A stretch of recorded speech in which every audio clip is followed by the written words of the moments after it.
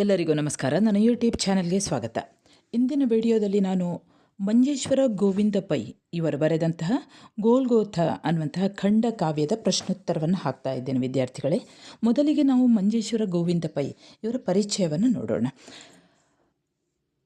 ಕನ್ನಡದ ಪ್ರಸಿದ್ಧ ಕವಿಗಳು ಸಂಶೋಧಕರು ಆಗಿರುವಂಥ ಎಂ ಗೋವಿಂದ ಪೈ ಇವರು 1883ರಲ್ಲಿ ಮಂಗಳೂರಿನ ಸಮೀಪದ ಮಂಜೇಶ್ವರದಲ್ಲಿ ಜನಿಸಿದರು.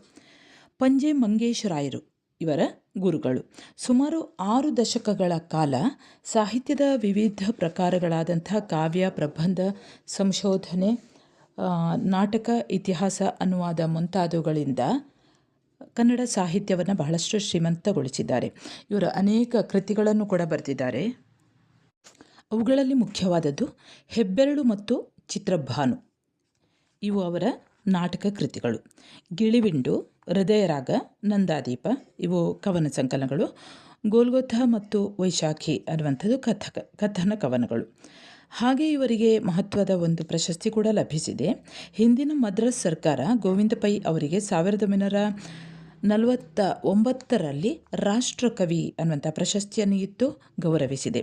ವಿದ್ಯಾರ್ಥಿಗಳೇ, ಈ ಕಾವ್ಯವನ್ನು ಗೋಲ್ಗೋಥ ಅನ್ನುವಂತಹ ಕಾವ್ಯವನ್ನು ಮಂಜೇಶ್ವರ ಗೋವಿಂದ ಪೈಗಳು 1931ರಲ್ಲಿ ರಚಿಸಿದರು. ಇದೊಂದು ಮಹಾಕಾವ್ಯ, ಖಂಡಕಾವ್ಯ ಅಂತಲೂ ಹೇಳ್ತಾರೆ.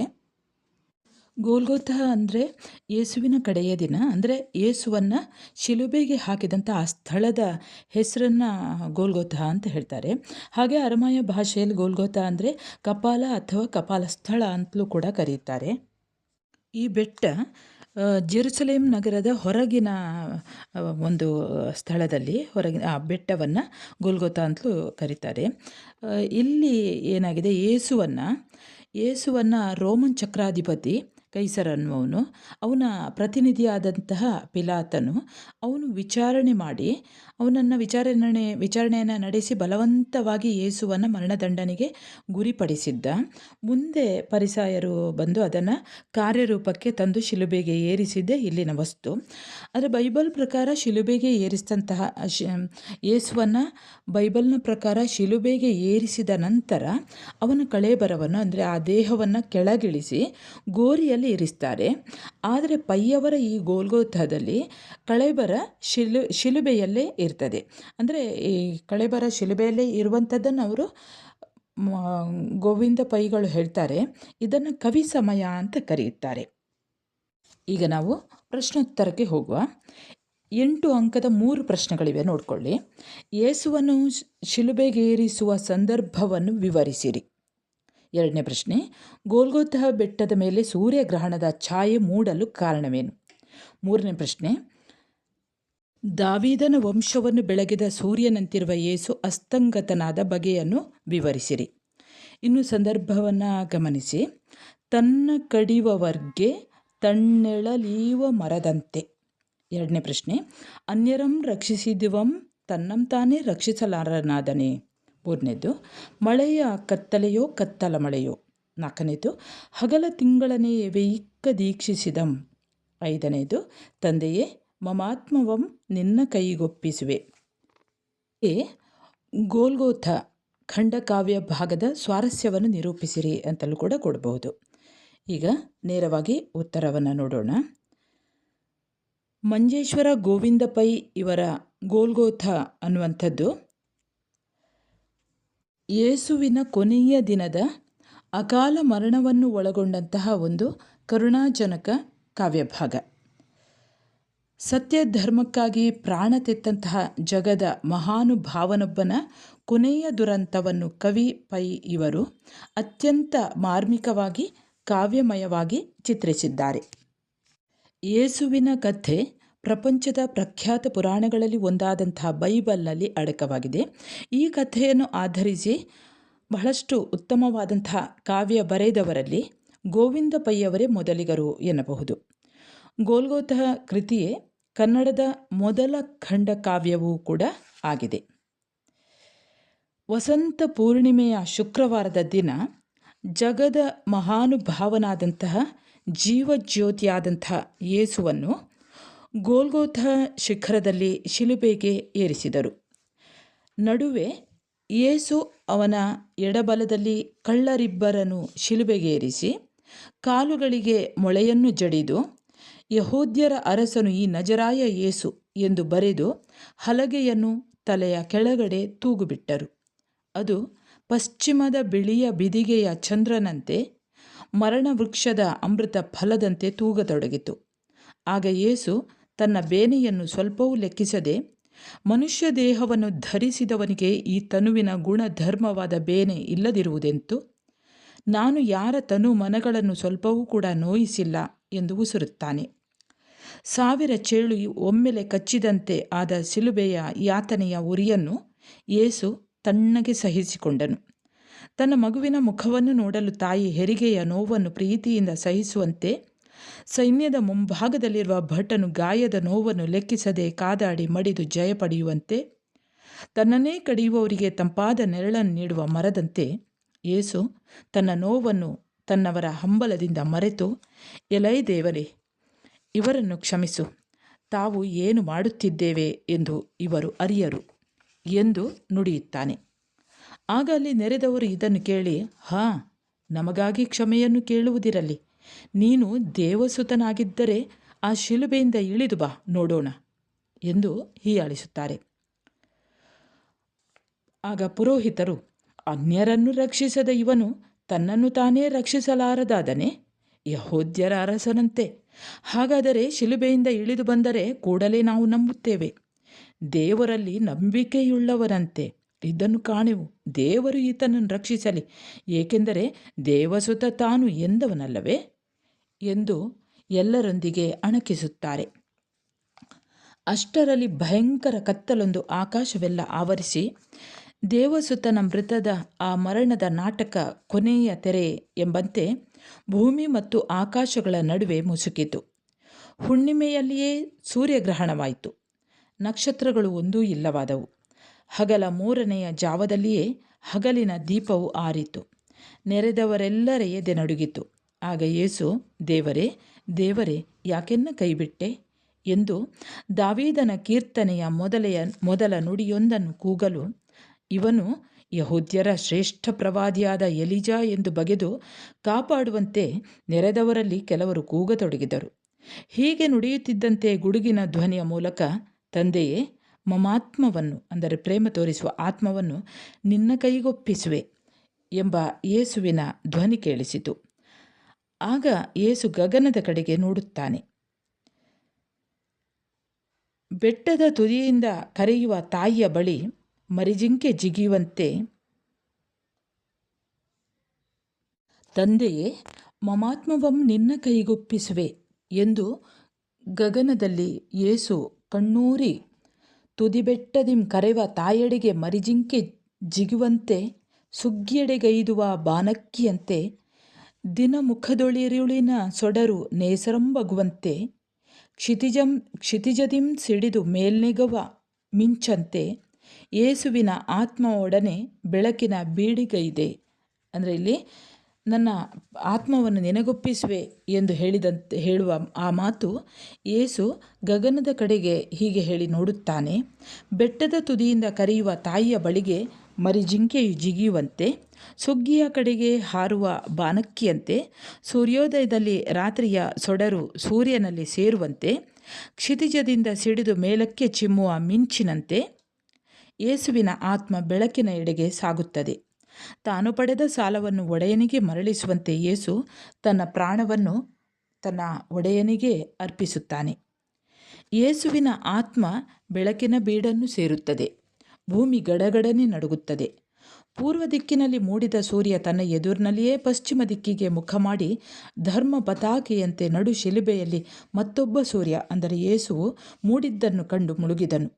ಅಲ್ಲಿ ನೆರೆದವರೆಲ್ಲ ಕತ್ತಲೆಯ ದಂಡೆಯಿಂದ ಹಿಂಡೆದ್ದ ಕೊಕ್ಕರೆಗಳಂತೆ ಗೋಲ್ಗೋಥಾದಿಂದ ಮನೆಗೆ ತೆರಳಿದರು. ಅಲ್ಲಿ ಸದ್ದಿಲ್ಲ, ಸುಳಿವಿಲ್ಲ. ಯೇಸುವಿನ ದೇಹ ಶಿಲುಬೆಯಲ್ಲಿ ನೇತಾಡುತ್ತಿದೆ. ಕಾಲಬಳಿ ಬುರುಡೆಯೊಂದು ಬಿದ್ದಿದೆ. ಲೋಕಕ್ಕೆ ಮೋಹನಾಸ್ತ್ರವೆನಿಸಿದಂತಹ ಪ್ರತ್ಯಕ್ಷ ರಶ್ಮಿಯಂತಿರುವ ಸುರಸುಂದರಿ ಮಗಲ್ದರ ಮರಿಯೇ, ಆ ಮಗ್ದಲದ ಮರಿಯೇ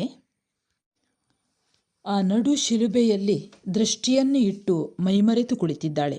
ಆಗ ಸುತ್ತಲೂ ಬೆಳದಿಂಗಳು ಏಸು ಅದುವರೆಗೆ ಬೀರಿದ ಪ್ರೇಮದ ಬಲೆಯಂತೆ ಆ ಬೆಳದಿಂಗಳು ಕಂಡಿತು. ಬೋಧಿಸಿದ ನಿತ್ಯ ಜೀವನದ ಧವಳಿಮೆಯಂತೆ ತೋರಿತು. ಅಲ್ಲಿ ಸುತ್ತಲೂ ನಿಷ್ಪಂದ ಶಾಂತವಿತ್ತು. ಭಾವಾರ್ಥ ಬರೆಯಿರಿ. ಈ ಕಾವ್ಯಭಾಗವನ್ನು ವಿವರಿಸಿ. ಪದ್ಯದ ಭಾವಾರ್ಥ: ನಗರದಗಸೆಯ ಹೊರಗಿರುವ ಕಪಾಲ ಸ್ಥಾನವೆಂಬುವ ಗೋಲ್ಗೋಥ ಗಿರಿಗೆ ಬಂದಿಗಳಿಂದ ಹೊರಿಸಿ ತಂದ 3 ಶಿಲುಬೆಗಳ ನಟ್ಟರ ಗೋಲ್ಗೋಥದ ಶಿಖರದಲ್ಲಿ ಯೇಸುವಂ ನಡುವೆ ಮೇಣ್ ಎಡಬಲದೊಳ್ ಆ ಕಳ್ಳರಿಬ್ಬರಂ ಶಿಲುಬೆಗಳಿಗಿಕ್ಕಿ ಕೈಕಾಲ್ಗಳಿಗೆ ಮೊಳೆ ಜಡಿದು ಯಹೋದ್ಯರರಸನೀ ನಜರಾಯ ಯೇಸುವೆಂದ ಬರೆದ ಹಲಗೆಯಂ ತಲಗಡೆಗೆ ತೂಗಿದರು. ಹದ್ದು ಬಿಗಿಬಿಡದ ಲಾವಿಗೆಯಂತೆ ಪಡುವಣದಿ ಬಿಳಿಯ ಬಿದಿಗೆಯ ತಿಂಗಳಂತೆ ಬಿಲ್ಲಿಗೆ ತೊಟ್ಟ ಸರಳಂತೆ ಮರಣ ವೃಕ್ಷದೊಳಮೃತ ಫಲದಂತೆ ತೂಗುತ್ತಿರೆ. ನಗರದ ಹೊರಗೆ ಇರುವಂತಹ ಕಪಾಲಸ್ಥಾನ ಎನ್ನುವಂತಹ ಆ ಗೋಲ್ಗೋಥ ಗಿರಿಗೆ ಬಂದಿಗಳಿಂದ ಹೊರಿಸಿ 3 ಕೂಡ ಕರೆತರುತ್ತಾರೆ. ಆ 3 ಶಿಲುಬೆಗಳನ್ನು ಗೋಲ್ಗೋಥ ಶಿಖರದಲ್ಲಿ ನೆಟ್ಟು ನಡುವೆ ಯೇಸುವನ್ನು, ಅವನ ಅಕ್ಕಪಕ್ಕ ಆ 2 ಕಳ್ಳರನ್ನು ಶಿಲುಬೆಗೆ ಏರಿಸುತ್ತಾರೆ. ವಿಶ್ವಶಾಂತ ಮೂರ್ತಿಯಾದಂತಹ ಯೇಸು ನೀಚರ ಮತ್ಸರಕ್ಕೆ ಬಲಿಯಾಗಿ ಪ್ರಾಣತ್ಯಾಗವನ್ನು ಮಾಡಿದಂತಹ ಕರುಣಾಜನಕ ಕಥೆ ಈ ಭಾಗದಲ್ಲಿ ನಾವು ನೋಡಬಹುದು.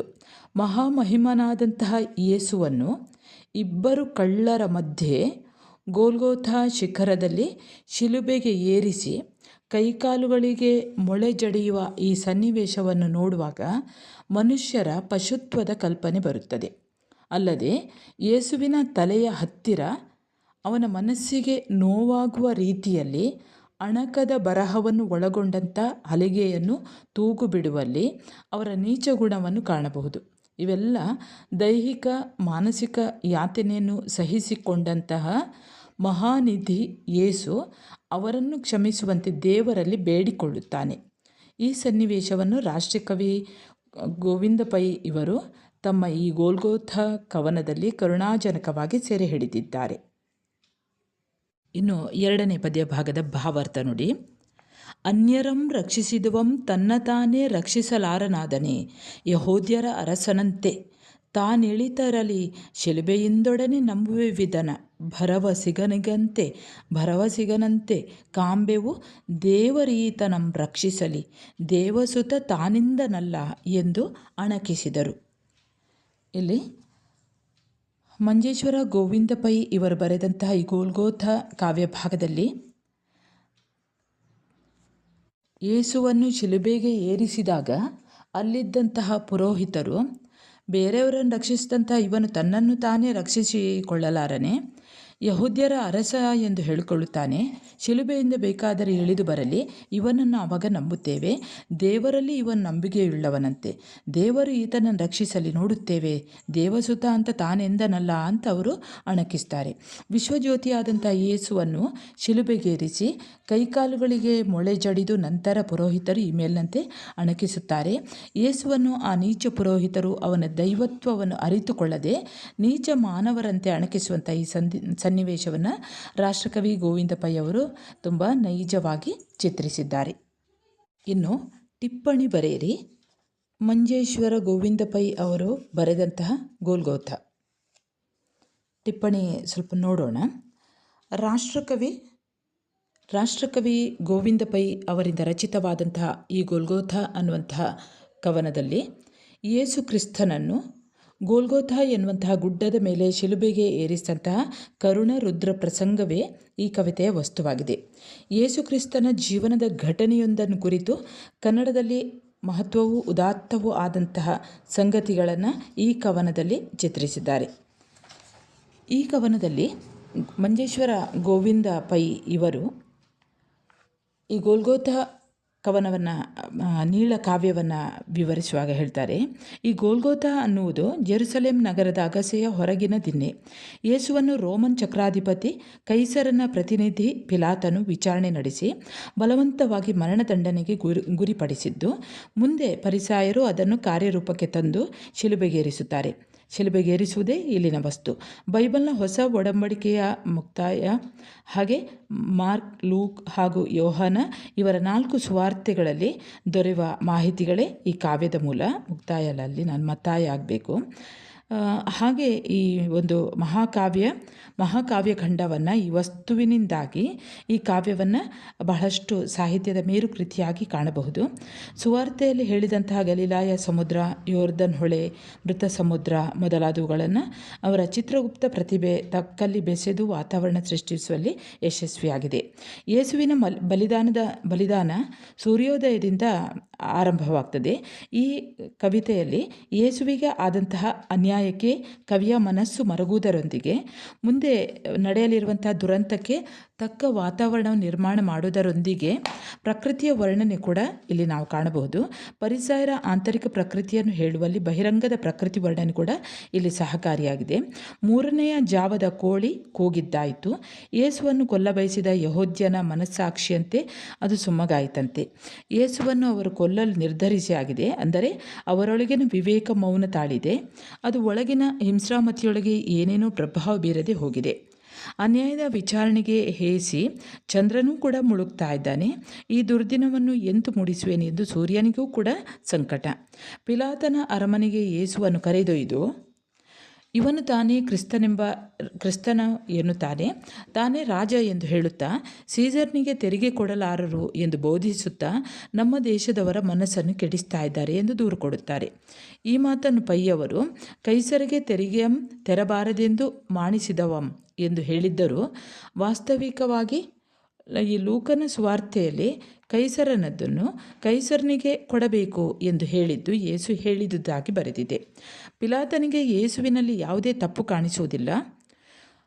ಲೋಕದರು ಪಾಪಮಂ ಹೊತ್ತ ಕುರಿಮರಿಯಂತೆ, ಗಿಡುಗಗಳ ನಡುವೆ ತೊಡರಿದ ಕಪೋತಕನಂತೆ ಯೇಸು ಅವನಿಗೆ ಕಾಣಿಸ್ತಾನೆ. ಇವನೊಳೆ ಏನೂ ಅಪರಾಧಮಂ ಕಾಣೆ ಎಂದು ಪಿಲಾತ ಸಹಜವಾಗಿ ನುಡಿದಾಗ ಯೇಸುವಿನ ಪ್ರಾಣಕ್ಕಾಗಿ ಹಾತೊರೆದ ಪರಿಸಾಯರು ಶಿಲುಬೆಗೆ ಹಾಕಿಸಿ ಎಂದು ಆರ್ಭಟಿಸಿದ ಸಂಗತಿ ಸುವಾರ್ತೆಗಳಲ್ಲಿ ದೊರಕುತ್ತದೆ. ಪ್ರಜಾಪ್ರತಿನಿಧಿ ಪಿಲಾತನನ್ನು ಬೆದರಿಸಿ ಕುಟಿಲ ನೀತಿಯನ್ನು ಬಳಸಿದ ತಂತ್ರ ಸುವಾರ್ತೆಗಳಲ್ಲಿ ಇಲ್ಲದೆ ಅದು ಪಯ್ಯವರದೇ ಸೃಷ್ಟಿಯಾಗಿದೆ. ನೀನು ಬಿಡುಗಡೆ ಮಾಡಿದರೆ ಸೀಸರ್ನಿಗೆ ಮಿತ್ರನಲ್ಲ ಎಂದು ಬೆದರಿಕೆ ಹಾಕಿದಾಗ ತನ್ನ ಭವಿಷ್ಯವನ್ನು ಎಣಿಸಿಕೊಂಡು ಪಿಲಾತನು ನೆರೆದ ಸಮೂಹವೇ ದಂಗೆ ಎದ್ದಿತು ಎನ್ನುವ ಭಯದಿಂದ ಮರಣದಂಡನೆಗೆ ಒಪ್ಪಿಗೆ ನೀಡುತ್ತಾನೆ. ಹಾಗೆ ನೋಹನ ಕಾಲದಲ್ಲಿ ನಡೆದ ಜಲಪ್ರಳಯವನ್ನು ನೆನಪಿಸಿ ಆ ಕಾಲದ ಕಗ್ಗತ್ತಲೆಯನ್ನು ಅದಕ್ಕೆ ಹೋಲಿಸ್ತಾನೆ. ಇದು ಪಯ್ಯವರ ವ್ಯಾಪಕವಾದ ಕ್ರೈಸ್ತ ಸಾಹಿತ್ಯದ ಓದಿನ ಫಲ. ನೋಹ ತನ್ನ ಕಾಲದಲ್ಲಿ ಜಲಪ್ರಳಯವಾದಾಗ ಎಲ್ಲವೂ ಕಳೆದು ಹೋದಿತು ಎಂಬ ಜೀವ ಬೀಜಗಳನ್ನು ತನ್ನ ದೋಣಿಯಲ್ಲಿ ಇಟ್ಟುಕೊಂಡು ಕಾಪಿಟ್ಟನಂತೆ. ಇದು ನೋಹನಂತಿರುವವನು ಯೇಸು ತನ್ನ ಬಲಿದಾನದ ಮೂಲಕ ಪ್ರಪಂಚಕ್ಕೆ ಅಮೃತತ್ವವನ್ನು ತಂದುಕೊಟ್ಟವನು. ಈ ಬಿಡಿಚಿತ್ರಗಳೆಲ್ಲ ಮುಂದಿನ ದುರಂತಕ್ಕೆ ಗಂಭೀರ ಅಂಶಗಳನ್ನು ಬೆಸೆಯುತ್ತಾ ಹೋಗುತ್ತದೆ. ಇಲ್ಲಿನ ಒಂದೊಂದು ಮಾತು ಯೇಸುವಿನ ಸ್ಥಿತಿಯನ್ನು ಅರ್ಥಪೂರ್ಣವಾಗಿ ಧ್ವನಿಸ್ತದೆ. ಶಿಲುಬೆಯ ಮೇಲೆ ನೇತಾಡುತ್ತಿರುವ ಯೇಸುವನ್ನು ಕುರಿತು ಹೇಳಿದಂತಹ ಹೋಲಿಕೆಗಳು ಮೂರ್ತದಿಂದ ಅಮೂರ್ತದೆಡೆಗೆ ಏರೇರುತ್ತಾ ಹೋಗಿ ಅವನ ದಿವ್ಯ ದರ್ಶನವನ್ನು ಮೂಡಿಸ್ತದೆ. ಹದ್ದು ಬಿಗಿಬಿಡಿದ ಲಾವಕ ಹಕ್ಕಿ ಸೌಮ್ಯವಾಗಿ ಸಾವಿಗೆ ಸಿದ್ಧವಾದಂತಿದೆ. ಪಶ್ಚಿಮ ಆಕಾಶದಲ್ಲಿ ಬಿದಿಗೆಯ ಚಂದ್ರನು ಮೂಡಿ ಕೆಂಪು ಬೆಳಕನ್ನು ಬೀರುವಂತೆ ಯೇಸು ಕಾಣಿಸುತ್ತಿದ್ದಾನೆ. ಬಿಲ್ಲಿಗೆ ಹೂಡಿದ ಬಾಣವು ನೇರವಾಗಿ ಗುರಿಯೆಡೆಗೆ ಸಾಗಲು ಸಿದ್ಧವಾದಂತಿದೆ. ಹುತಾತ್ಮ ಯೇಸುವನ್ನು ಮರಣ ಎನ್ನುವಂಥ ವೃಕ್ಷದಲ್ಲಿ ಬಿಟ್ಟ ಅಮೃತ ಫಲ ಎನ್ನುವ ಮಾತು ಕೂಡ ಅರ್ಥಪೂರ್ಣ. ದೇವಸುತನ ಮೃತಿ ನಾಟಕದ ಕಡೆಯ ತೆರೆಯಂತೆ ಬಿರುಗತ್ತಲೆಯೊಂದು ವ್ಯೋಮ ಅಂದರೆ ಆಕಾಶ, ಭೂ ವ್ಯೋಮಗಳ ನಡುವೆ ಮುಸುಕಿತು. ಅದು ಕಿವಿಗೆ ಮಿಶ್ರದೊಂಬತ್ತನೆಯ ಮಾರಿಯಂತೆ ಕಂಡಿತು. ಸ್ವಲ್ಪ ಹೊತ್ತಿನಲ್ಲಿ ಈ ಕತ್ತಲೆಯ ಮೋಡ ಸರಿಯುತ್ತದೆ, ಎಳೆಗಾಳಿ ಸುಳಿಯುತ್ತದೆ. ಗೋಲ್ಗೋಥದ ಹಿಂದಣೆ ಉದಿಸಿದ ಸುಧಾಸೂತಿ ಬೆಳ್ಗೊಡೆಯನ್ ಅಮೃತಮೂರ್ತಿಗೆತ್ಯಹಂ. ಚಂದ್ರೋದಯವಾದ ಮೇಲೂ ಯೇಸುವಿನ ಕಳೆಯಬರ ಶಿಲುಬೆಯಲ್ಲಿ ಇತ್ತು ಎನ್ನುವಂಥ ಹೇಳಿಕೆ ಪಯ್ಯವರೇ ಹೇಳುವಂತೆ ಕವಿ ಸಮಯ. ಶಿಲುಬೆಗೇರಿದ ದಿನ ಶುಕ್ರವಾರದ ಸಂಜೆಯಿಂದಲೇ ಸಬ್ಬತ್ತು ಅಂದರೆ ವಿಶ್ರಾಂತಿಯ ದಿನವಾದುದರಿಂದ ಅಂದು ಆ ಶವವನ್ನು ಶಿಲುಬೆಯಲ್ಲಿ ಇರಗೊಡದೆ ಸಂಜೆ ಮೊದಲೇ ಇಳಿಸಿದ ವಿವರ ಸುವಾರ್ತೆಗಳಲ್ಲಿ ಸಿಗ್ತದೆ. ಮಗ್ದಲದ ಮರಿಯೆಯನ್ನು ಕುರಿತು ಕವಿ ದಾವೀದ ಕುಲದಾದಿತ್ಯನ ನವಪ್ರಬೋಧನದ ಮುಂಗೋಳಿ ಎನ್ನುವಲ್ಲಿ ಸುವಾರ್ತೆಗಳಲ್ಲಿ ದೊರೆಯುವ ಯೇಸುವಿನ ಪುನರುತ್ಥಾನವನ್ನು ನೆನಪಿಸ್ತದೆ. ಸರಿ ವಿದ್ಯಾರ್ಥಿಗಳೇ, ಇಲ್ಲಿಗೆ ಗೋಲ್ಗೋಥಾ ಅನ್ನುವಂತಹ ಮಂಜೇಶ್ವರ ಗೋವಿಂದ ಪೈಗಳು ಬರೆದಂಥ ಗೋಲ್ಗೋಥಾ ಅನ್ನುವಂತಹ ಖಂಡಕಾವ್ಯ ನೀಳಕಾವ್ಯದ ಪ್ರಶ್ನೋತ್ತರಗಳು ಮುಕ್ತಾಯವಾಗ್ತದೆ. ಇನ್ನಷ್ಟು ಮಾಹಿತಿಗಾಗಿ ಮತ್ತೊಮ್ಮೆ ಇದನ್ನು ಓದಿ, ನಿಮ್ಮ ಪಠ್ಯಪುಸ್ತಕದಲ್ಲಿಯೂ ಕೂಡ ಇದೆ, ಅದನ್ನು ಓದಿಕೊಂಡು ಒಳ್ಳೆಯ ಅಂಕಗಳನ್ನು ಗಳಿಸಿ. ವಿದ್ಯಾರ್ಥಿಗಳೇ, ನೀವು ನನ್ನ ಚಾನೆಲ್ಗೆ ಹೊಸಬರಾಗಿದ್ದಲ್ಲಿ ಮೊದಲು ಸಬ್ಸ್ಕ್ರೈಬ್ ಮಾಡುವುದನ್ನು ಮರೆಯದಿರಿ. ಹಾಗೆ ನಿಮ್ಮ ಕನ್ನಡ ಪಠ್ಯಪುಸ್ತಕಕ್ಕೆ ಸಂಬಂಧಿಸಿದ ಹಾಗೆ ಹಲವಾರು ಪಾಠಗಳ ವಿಡಿಯೋಗಳನ್ನು ಹಾಕಿದ್ದೇನೆ, ಅಲ್ಲಿಗೂ ಕೂಡ ಭೇಟಿ ನೀಡಿ. ಒಂದು ಲೈಕ್ ಕೊಡಿ, ಕಮೆಂಟ್ ಮಾಡಿ, ನಿಮ್ಮ ಸ್ನೇಹಿತರಿಗೂ ಕೂಡ ಶೇರ್ ಮಾಡಿ. ಹಾಗೆ ಮುಂದೆ ಹೊಸ ಪಾಠದೊಂದಿಗೆ ಮತ್ತೆ ಬರುತ್ತೇನೆ. ಅಲ್ಲಿಯವರೆಗೆ ನಮಸ್ಕಾರ.